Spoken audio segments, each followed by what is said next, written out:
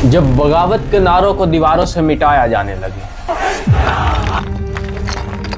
जब इनकलाब की गूंज को दबाने के लिए ताकत झुकने लगे, तो जान लो कि तारीख बदलने वाली है। यही बगावत का असूल होता है और यही इनकलाब की असल वजह। इनकलाब की इसी दास्तान में एक नाम था ची गवेरा, जो कहता था कि गुलामी में जीना मौत से बदतर है। उसकी बगावत ने नौजवानों को यह सिखाया कि आज़ादी सिर्फ बंदूक से ही नहीं बल्कि दिल के हौसले से मिलती है। फिर आया कर्नल कज़ाफ़ी, जिसने कहा हमारा तेल हमारी कौम का है, मगरब का नहीं।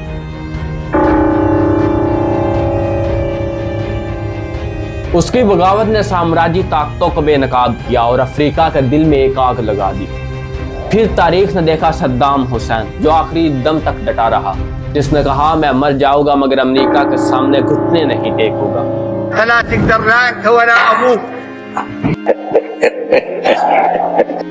ये वो बगावत थी जिसने पूरी दुनिया को याद दिलाया कि इनकलाब कुर्बानी मांगता है। अफ्रीका की सरजमीं पर एक और सदा गूंजी, नेल्सन मंडेला। 27 साल कैद में गुजारने के बाद जिसने कहा कि आज़ादी कोई सौदागरी नहीं बल्कि ये हमारा हक है और हम अपना हक लेकर रहेंगे। और आज के दौर में बगावत का एक नया चेहरा, इब्राहिम ट्राओरे,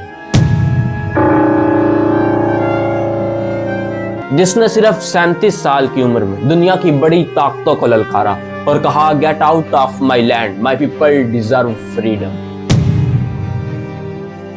ये वो सदा है जो आज के दौर के इनकलाब की पहचान बन चुकी है। वक्त साबित करता है कि बगावत की आग कभी नहीं बुझती, ताकत खत्म हो जाती है मगर इनकलाब हमेशा जिंदा रहता है। यही वो हीरो है जिन्होंने दिखाया कि बगावत मौत नहीं जिंदगी है, इनकलाब गुलामी नहीं आज़ादी का दूसरा नाम है।